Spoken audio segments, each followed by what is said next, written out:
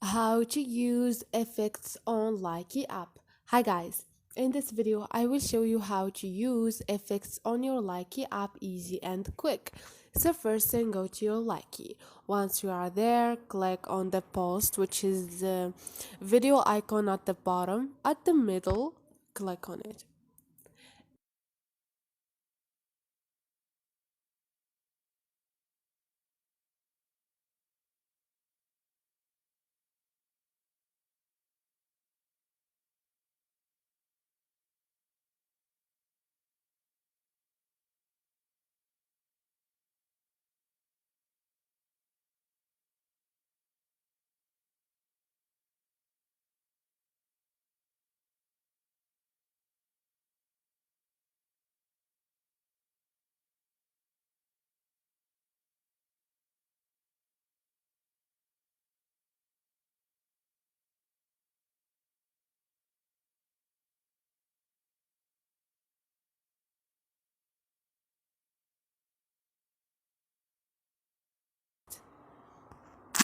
So this is it guys, hope this video was helpful. If it was, don't forget to subscribe and like.